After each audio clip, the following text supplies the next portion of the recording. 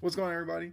We are so close to the big game actually being here. By Sunday night, we will know who the new Super Bowl champions are in the NFL. Last episode talked about how the Seahawks win the Super Bowl. Obviously, have to do this one on how the Patriots win the Super Bowl. Just like the Seahawks episode, going to give you 6 keys that you need to be looking out for over the course of the game that I believe would lead to the Patriots being there in the end, hoisting the Lombardi trophy on the stage with confetti coming down, all of that.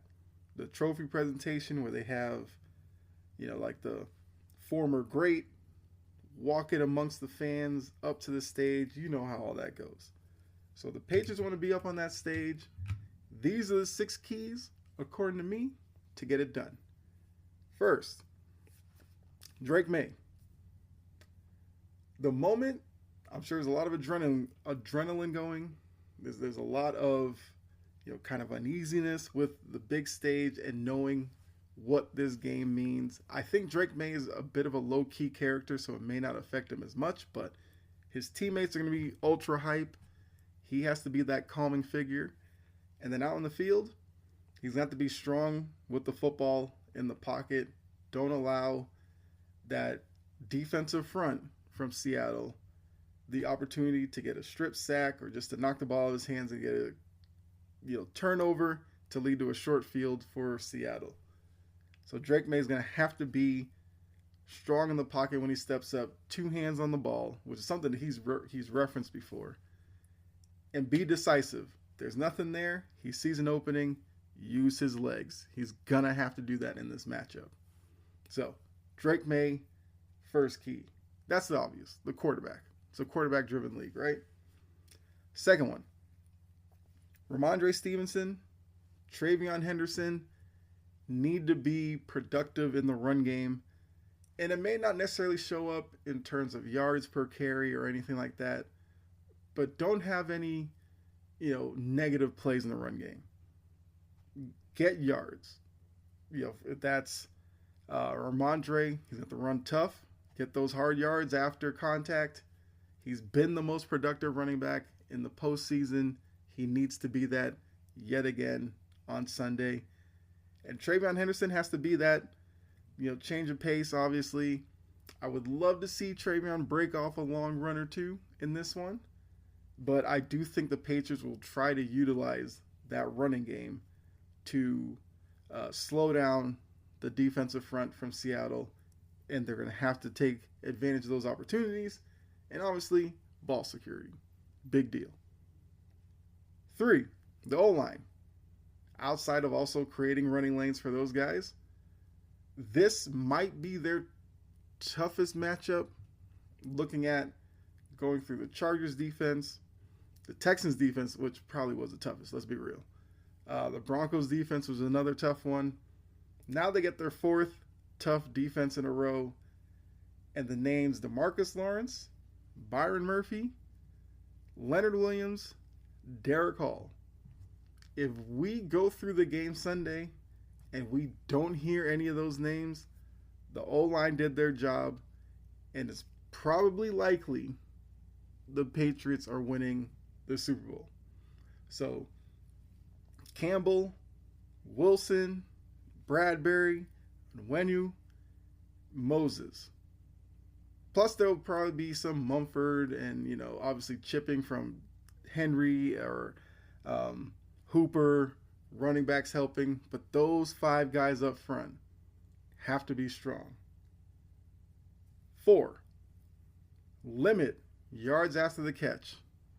Limit the big plays. Whether that is on a JSN who's going to get catches. You got to bring him down, be short tackling in the secondary. Have to be mindful of Rashid Shaheed. Can't have broken coverage against that guy. Do not give him open field to run in, even if it's on the back end. Got to know where he is. Got to keep him covered.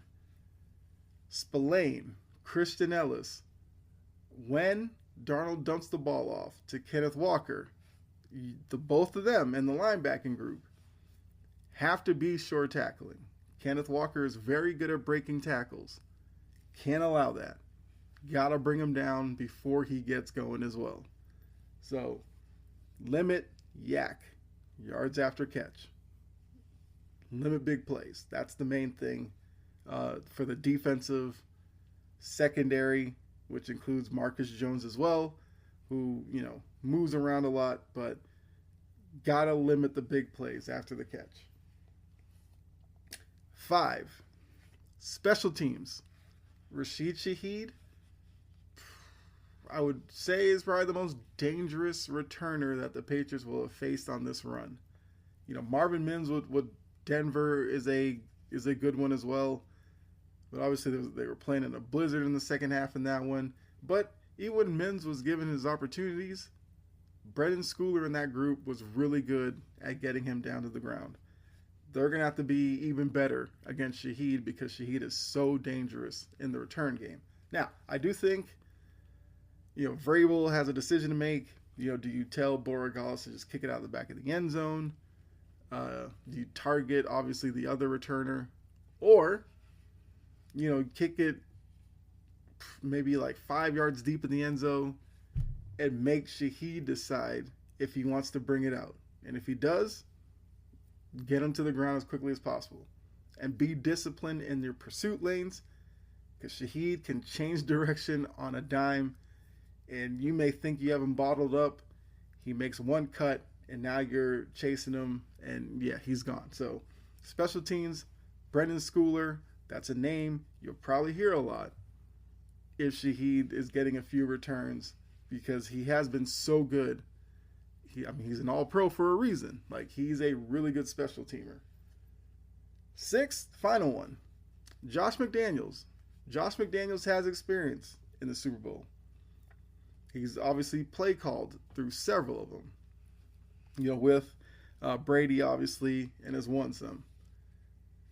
He is going to have to be aggressive with his play calling. Don't want to be too conservative and, give too much credit to the Seahawks defense, even though they are a really good group.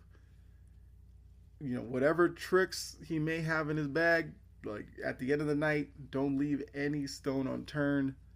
Throw out all the tricks, see what works. You might be able to convert a big play that could change the momentum in this one. So whether it is a flea flicker, double reverse pass or something, halfback rollout pass, something like that. Use it.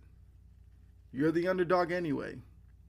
I think what was it, 4.5 still? I haven't looked at the line recently, but I think it's still 4.5. Vegas people talking about all the money coming in on Seattle. Cool. You're the underdog. First take and all them talking about playing with house money. You're playing with house money, then use house money rules and just throw it all out there. Do not have at the end of the night wondering, if you should have used this play or not. Utilize everything on that play sheet. So those are the 6. Drake May, kind of being a calm presence with all the adrenaline running around and being strong in the pocket. Ramondre Stevenson, Travion Henderson being strong, running the ball, also ball security. The O-line being strong against another tough group on the other side of the ball. Limit yards after catch, not only in the wide receivers, but Kenneth Walker out of the backfield. Special teams, Brendan Schooler, they need to be efficient. If Shaheed gets only a couple of opportunities, then guess what? Schooler and them, those are 2 chances you need to get Shaheed down before he gets loose. And then Josh McDaniels, use every trick you have in the book. It's the Super Bowl, the last game of the season. What are you keeping him for? So those are the 6 keys for how the Patriots win the Super Bowl. So now that I've done 6 keys for the Patriots, 6 keys for the Seahawks, it's only natural I give you my prediction now. So I've done a couple of shows on Wire to Wire this week. I have given predictions over there. So if you've seen that content, you already know where I'm going with this. But if you haven't, first off, if this is your first time tuning in, appreciate that. After you listen to this, go ahead and check out the Seahawks episode right before this one. Just to show that I'm, keeping it down the middle. Which, quick aside, remember how much flack Tom Brady was getting for, saying he didn't have a dog in the fight? He's changed course. He's saying, Patriots, go get that 7th ring. He's now openly rooting for the Patriots to win. So we could put that to bed. That controversy is now over. But how I see Super Bowl 60 playing out, I think it's a slow start. Both defenses, establishing, their place. They are two very good defenses. I think Seattle probably has the more recognition. Patriots defense has been really good and even better in the postseason. So defenses kind of dominate early. I do think the game will open up a little bit, probably, midway through, probably like the end of the first quarter, and then it kind of takes off from there. I think it comes down to, Darnold leads the team down to tie the game, tied at 23. Drake May will have the ball in his hands with an opportunity to take the Patriots downfield to win the game. I think he hits Mac Jones for a big play to extend a drive or something like that, because we know Backpack Mac. Him and Drake May, it seems like in pressure situations, Drake May likes going to Mac Hollins. So gets Mac Hollins to get the drive off, extend the drive, go downfield. And it leads to a moment. Look, Adam Vinatieri was just part of the NFL honors we saw. He's announced he's going into the Hall of Fame. I know he played more years with the Colts, but come on, he's a Patriot. Borregales will be on the field with a chance to have an Adam Vinatieri moment, and Borregales will make a field goal. I'll just throw out, let's say, a 44-yarder. Borregales will make it to give the Patriots the 26-23 lead. The Seahawks will get the ball with a chance to answer, and Milton Williams comes up with a big sack to end Seattle's effort. And the Patriots win it 26-23. That is my prediction. You can take it as I'm a Patriot fan, being a homer. And look, that might be playing into this. But I think these teams are more evenly matched than some people are kind of giving credit for. Because I do think there are too many people who think like Seattle's like a way better team. I think both teams are very, very good. I obviously see a way for Seattle to win the Super Bowl. I just did a whole episode on it. I just have this weird feeling. And not to say like this is some beginning of a dynasty or anything like that. I just think with Mike Vrabel, with Josh McDaniels, Zach Kerr, who gets a lot of credit, I think the emotions from Terrell Williams being with the team after his fight with cancer and being cancer-free, I just think that this is going to be one of those years that we look back on and just say it was just a special year for the New England Patriots. So I'm using all of that, and I just feel like it's just going to be one of those games that we'll probably won't appreciate it until maybe a couple of years down the line for how good of a game it's going to be. And then one last thing. I thought about doing a whole new, I don't know, I might do another episode off of this, but the Super Bowl halftime, look, am I a Bad Bunny fan? I mean, I don't know. I've only heard like a couple of songs. I can't say I've heard enough to really be a fan or not. The couple of songs I've heard, they're a vibe. I feel like Super Bowl halftime is all about vibes. I'm excited to see the show he can put on. I know he did some WWE stuff. Seemed like he, knocked it out of the park with that. I don't see why he couldn't do that on a halftime stage. So I think Bad Bunny's going to be a great show. Now, if you're going to tune into the alternative one, that's your prerogative. I don't care either way. I just feel like it's interesting that we are in a space where one side has gotten so upset with the choice for a halftime performer, which they do every year, that they're now going out of their way for an alternative halftime show.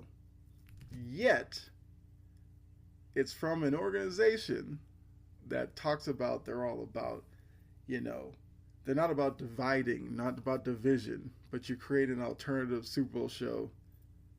And looking at the performers, it's kind of obvious the audience you're targeting. That's all I'm going to say. It's a little hypocritical, but, people are free. Freedom of choice, right? So I don't necessarily have the biggest problem with it. Like, it is what it is. For me, it should be as simple as, if you don't like Bad Bunny, you either, turn the volume down, talk to people at your Super Bowl party. If you're not at a party, use it as a bathroom break, get some more snacks, refill your drink. There's so many things you could do. You could change the channel, watch something else, wait for some notification on your phone telling you the second half is about to start, turn it back on. You could easily do any of those.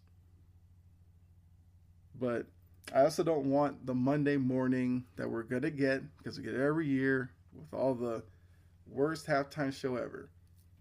Because according to those people, the past 5 or 6 have been the worst ever. So, look, I applaud the NFL for sticking to their guns and sticking with Bad Bunny. I thought the marketing during the NFL honors was brilliant, showing Bad Bunny dancing to his own music with different types of people dancing with him, and just ending it with be ready to dance or something like that. I think it's brilliant to market it that way, because too many people are focusing on that he sings in Spanish or whatever. Who knew, right? He's Puerto Rican. He sings in Spanish. Get over it. And yes, Puerto Rico is part of the U.S., so he is American. I feel like I shouldn't have to reiterate that in 2026, but I feel like I have to. So, yeah, I just wanted to get that in, because I was going to do a whole different episode for it, but I probably no need to. I think I said enough. So, appreciate you for tuning in. Feel free to let me know who you have winning it. If you want to give a score prediction, please do. If you want to even throw out, how you think the game's going to go, or an MVP. So I guess I'll say, I probably should add that with my prediction. So Borgals kicks the winning field goal. I guess Drake May's MVP would be kind of the boring take. Here's my off-the-wall MVP candidate, Ramondre Stevenson. Let's say Ramondre Stevenson gets a couple of rushing touchdowns. Maybe he's a candidate to be an MVP. So that's going to be my off-the-wall one. Drake May's my official pick. Ramondre's my sleeper MVP pick. So give me your MVP pick. Give me your sleeper MVP pick, and we could talk about it. Should be links to other social media. I have a Discord. If you want to join the Discord, please feel free to do so. I will be talking in the Discord during the game, so we can